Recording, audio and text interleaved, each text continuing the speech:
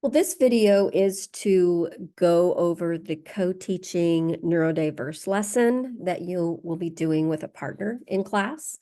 So if you go onto Canvas, which you're probably already there because you're watching the video, but the co-teaching lesson resources, we haven't yet gotten our groups assigned, or yeah, we haven't gotten our groups assigned. So these are the deadlines so whoever does the first presentation on autism spectrum disorder, disorder, you're going to present on April 3rd. And then I just backed up your deadlines. The only exception to that is the reflection deadline. That's going to be a week after you have presented.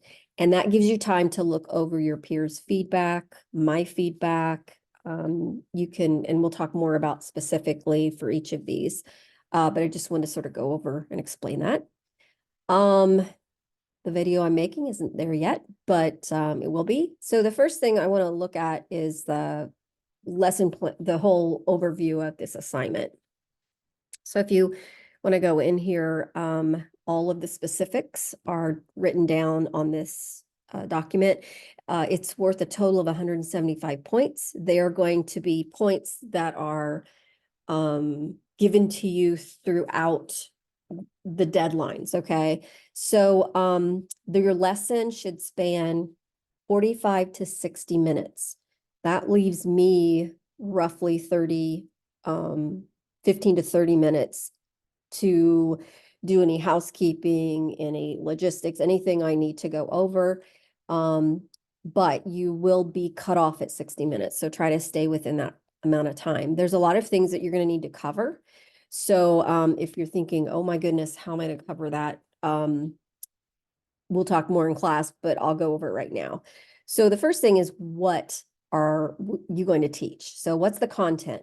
Well, first of all, you're going to sort of give, not to the extent of a full presentation on that disability category, but you're going to, you can share the IDEA definition, at least have and demonstrate some knowledge of maybe what, if there's specific state and federal laws concerning the student. So you're going to have to do a little research as co-teachers. I want you to teach 2 to 3 academics evidence-based practices that would support the needs of a student with a disability.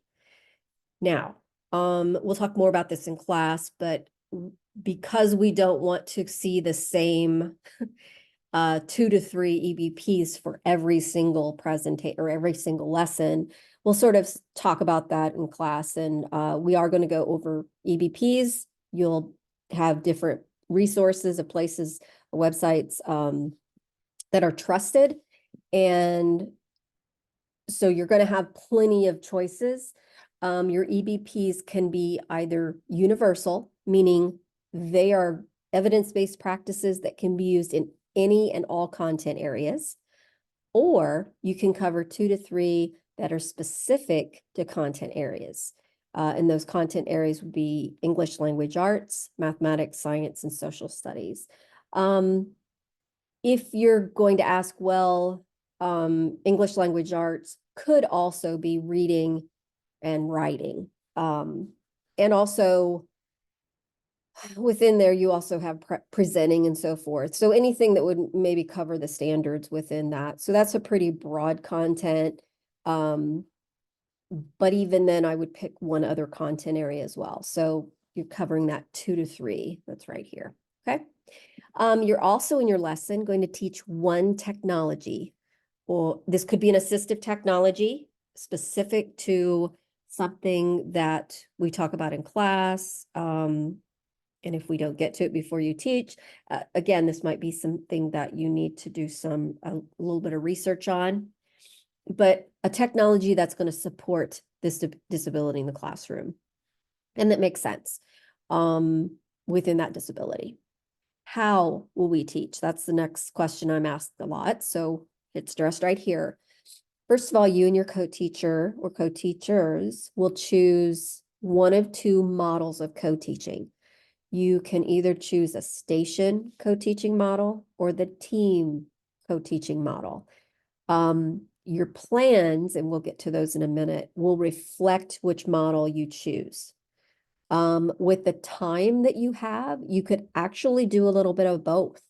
So keep that in mind. The reason that we're not doing the other four models, obviously, one teach, one assist, one teach, one observe is not appropriate for this specific assignment that you're doing.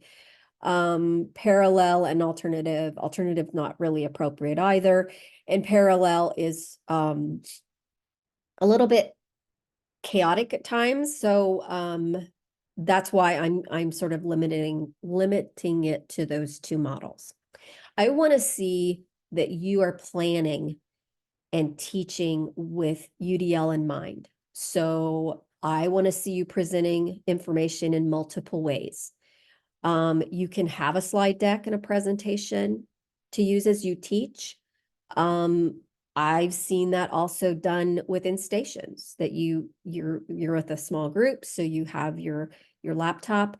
I don't necessarily want you to sit and make a presentation out of it. But I do want you to limit worksheets. So if you are doing station teaching, you might want to also consider, what do I want them to do within the independent station that is not just them filling out a worksheet, okay? Also, consider using the EBPs in your lesson that you're actually teaching your peers about. So a good example is one EBP is the use of graphic organizers. There's a lot of research on how effective graphic organizers can be. So maybe you use a graphic organizer in your lesson. That's always a really explicit way and a visible way of using or teaching that EBP. Also consider if you want to teach in a different space. You do not have to just stay in the classroom. But again, you need to communicate that early to me so I can make arrangements if I need to. So what is each lesson specific? What am I going to be looking for? First of all, you are going to need to come up with assigned readings. And these could be readings out of a textbook. It could be an article. It could be a video. Please don't choose if you're choosing a video, looking for a video, please make sure that it is from a reliable source. So if you are, there are videos on What Works Clearinghouse site, which we'll go over in class. So if you're using a video, that's perfectly fine. If you want to use a podcast, you can, but again, thinking of that UDL piece that, and we'll get to that in a minute. So an I can never say this. Your anticipatory set. This is something, it could be simple as a guiding question at the beginning of your lesson. It could be a really short video that sort of engages your peers or your students. This isn't meant to be just saying, this is what we're teaching about, is not an anticipatory set. It's something to get their attention. Think of it as a hook. You should have instruction, and specifically including the co-teaching element. Again, with the time that you have, you could do a short whole group lesson and then go into stations. You don't have to do that, but that's a possibility. You need to have a student activity so that they are processing the information. This isn't just you presenting and they're sitting there and not participating. I want them to be able to walk away and say, oh, I learned something. You're going to need to have and use questions for critical thinking. And that's actually in your lesson plan, that you have to plan those ahead of time. I want to see different levels of questioning. So I don't want to hear or see a bunch of understanding or recall kind of questions. I want some higher level think of the Bloom's taxonomy. Closing and assessment. These are not the same thing. Closing your lesson is coming full circle. So if you start off the lesson with a question, you could go all the way full circle and then say, hey, this is the question I asked. What's the answer? What do you think is the answer to this? You really want to think of it as a package, and you're gift wrapping it, and it's everything. It's not, it's not the same as assessment. Now, after you close it, you can then give an assessment. This can be an exit ticket. So it doesn't have to be, it could be a Kahoot. It could be anything where you're, again, trying to assess to see if they learned what you taught. So now I'm going to go through the different components and sort of be a little more specific and tell you the breakdown of the points. The first component is your assigned readings to your peers. This is worth 20 points. So you're going to turn those into me. And we'll look at, I think actually you will turn them into Canvas. And while I'm thinking about this, as a team, you only one person has to turn it in, but you need to have everybody's names on everything. So if it's a reading and it's a website, turn in a Word document that has the link. If you want to turn in a web document that has all your links on it for this, if you have a podcast or a video, that is perfectly fine, but make sure that you're very clear who this is for. So again, only one person needs to turn things in for your team. If everyone turns it in, that's perfectly fine as well. You're just turning in the same thing. But if that's something that you want to work out, I wouldn't necessarily have the same person unless one person wants to do it every time. Sort of delegate that load. So that's worth 10 points, just turn it in. The second part of this grade is that you're responsible for collecting whatever assignment you give them for the reading and grading them. Now, when I say grade them, I want you as a team to look through them. Did they actually do what you asked them to do? If you want them to use the active reading prompts, you can use that. That's entirely up to you. You could also have them do something else. For instance, you could have your students come with questions or turn in questions to you. So this is one piece or one part of the readings and videos.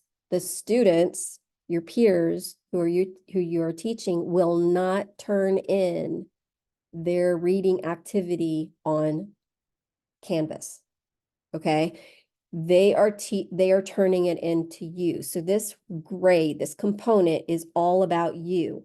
It's about, did you turn in your readings for your lesson on time? Did you meet the deadline? Did you have multiple ways of maybe information? And did you let me know after your lesson what the grades were for the students? Now, in the past, I've had some, again, it could be one person, it could be, it should be one person just emailed me and said, we got everybody's reading assignment and everybody got all their points. And it's up to you to determine how many points out of the 10 that you're giving them. Okay. So then I go in and I give them the points. All right. But again, nobody's going to be turning their assignment in on Canvas and I'm not looking at them. That's part of your lesson. The lesson plan is 20 points. Again, I'm not going to read this word for word, but just making sure that you're using UDL, and I'll go over the actual lesson plan template. The instruction, this is probably worth the most points, and I don't know why these are all wonky, but again, 5 points for that anticipatory set. Co-teaching model is present, 5 points. The instruction, 20 points. I want to make sure that or I want to see the 2 to 3 EBPs are clearly taught. I want to see that technology piece. And student activity to process information is worth 10 questions. I want to not only see them on your lesson plan, I want to see you using them during your lesson. Then the closing is only worth 5. It's sort of, think of it as the partner that closes up the lesson that meets the anticipatory set kind of thing. Those are both worth 5. And then your assessment is worth 10. And again, that's that you've given one and that you have it. So the reflection piece is worth 20.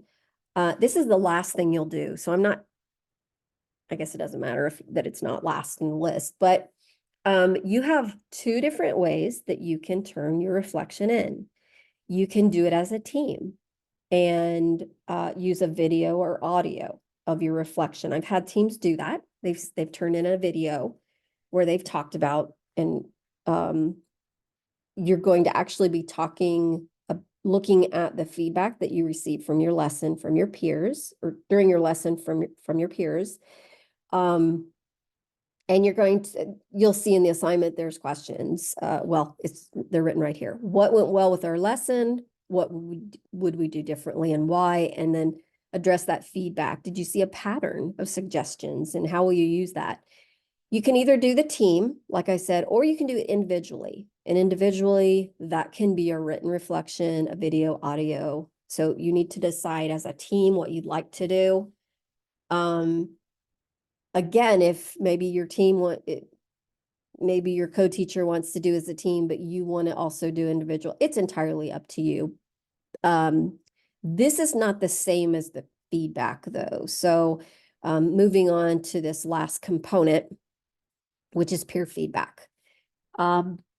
Every student in the class who's not going to be teaching will be given an observer evaluation form. And I'll show you that in just a moment, but they are graded on 10 points each because they're going to watch 3 different lessons. So they're 10 points each, 30 points.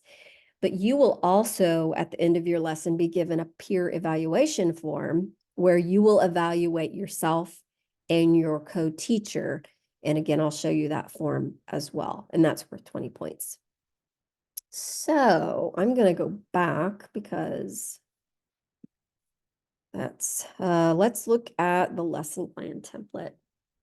This is very familiar or very similar to the Marietta College. It is the Marietta College one, the newer one. But I've taken some things out that just really are not applicable. So the top part, again, just list your materials that you're going to have for the students, anything that you are going to be using. When you teach your lesson, I will need copies of anything physical that you're handing out. I will need a copy of that. The lesson procedure is sort of the meat of the lesson plan. So before class, what needs to be done? I would also like to see how was that delegated? Describe your anticipatory set. How are you going to engage them? Again, you can just write this in here. And this space gets larger as in the table as you type. The next part is the chunking piece. So in the first column is the time and pacing. This is important because as teachers, we need to be very aware of how long things are taking. So many times we don't do this unless it's scripted and it tells us how long to take for each section. And we run out of time. That's when people like totally miss having a closing, and their closing becomes, it's time to go to lunch, put your books away. And that's not a closing. There's no reason to run out of time if you're pacing, and this takes practice. So sometimes you have to do adjustments, but you can do the time and pacing 2 different ways. And if you look down here, you can either do your first chunk of information if you're team teaching, or if you're doing stations, you can outline your station 1. Now, if you're going to do both, I think I put an extra one on here. Yeah, I put an extra one on here. So you could just change that to, again, you don't have to do it that way. The second piece is you're going to provide steps, not a narrative. I don't want to read a paragraph, 2 paragraphs of what you're doing. I just want steps. We're going to do this first, this next. These are the well, I'll show you the questions part. And then the last, this middle one, in the regular template that has something, but I didn't take it out. The last column is talking about, or just, it doesn't have to be really long, but I want to see you specifically say how you're aligning this chunker station to UDL. You could be I want you to be very specific with the principle and the guideline. You don't have to necessarily put the checkpoint. So then with the first chunk, you have the primary teacher, co-teacher. Here's where you put your questions. So you will be having questions that you're planning for your, whether it's team teaching, your chunks of instruction, or the station. And then how are you going to check for understanding? Are you going to have them, they're going to be smaller groups, so you're not going to really do a thumbs up, maybe. And actually with the smaller group, never mind, I'll come back to that. All right, and then finally, closure. How are you wrapping up your lesson? That does not have to be very long. And then assessment. Describe the assessment. Again, if you're doing something like a Kahoot or whatever, that's perfectly fine, but you need to describe it here. So that's the lesson plan. Again, one person will hand in the lesson plan for both people. There's a place to put your name on everything, so just make sure you do that. Observation feedback form. I will be responsible for making copies of this for everyone. You'll put your name. Again, this is the piece that is the students, or yeah, the students are going to fill out. So when you're teaching, everyone else will each individually have one of these. They'll put their name, they'll write each of your name from your, and I'm probably going to have to add one for some. Yeah, I'm going to have to. I changed this so there's 3 columns because I have one group of 3. But you're basically going to, sort of like a Likert scale, you're going to rate 1 to 4 how you agree or disagree with the statement. Okay. The bottom part, you will be giving them feedback. Now, this is where the feedback comes in, is it's not, oh, that was great. I want to see feedback that's very growth oriented. So be very specific. If it is positive, and it's perfectly fine to be positive, but also be thinking of suggestions to them. Like, I like that you showed a video, but it might have been nice, since it was long, that you stopped it and then we could talk about little chunks of it. I mean, that's an example. Once at the end of the lesson, everybody will have time to fill this out. We'll cut this bottom half off. That way it's anonymous. All these half sheets will be given to the people who are actually teaching the lesson. So moving on to what the co-teachers will be given at the end of their lesson, and it's not due I'd like it within like the next class, but within, and again, this is also different because I think I did add another co-teacher section there since we have a group of 3. You're going to write your name. You are going to rate yourself on 1 to 4. So you're going to evaluate yourself, and then you're going to evaluate your co-teacher or co-teachers on these 5 different pieces. Then you're going to answer these 2 questions. How effectively did you and your co-teacher work? Were the behaviors of your co-teacher particularly valuable or detrimental to the lesson? Explain. All right. And then you will get, unless you show these to your co-teachers, these are anonymous. I'm not going to share these with anybody else. I just want you to this is a way that you're getting an opportunity to assess yourself as well as assess those that you work with, and keep it professional. Make sure that you're not just complaining, throwing people under the bus, but really reflecting on how you did. And then finally, the co-teaching reflection piece, which is due 1 week after you actually teach. Pretty straightforward. You're going to turn in a document that answers these 3 questions. What did I do well? What would I do differently? And what would I change based on my peers' feedback?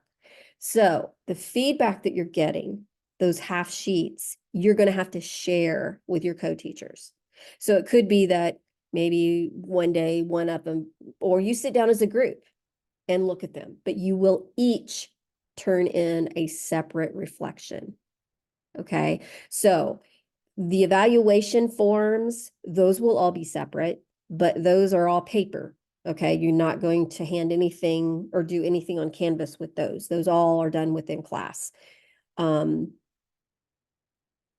This is specifically going to be turned into Canvas, and everyone has to do their own. Okay, so let me go back to home.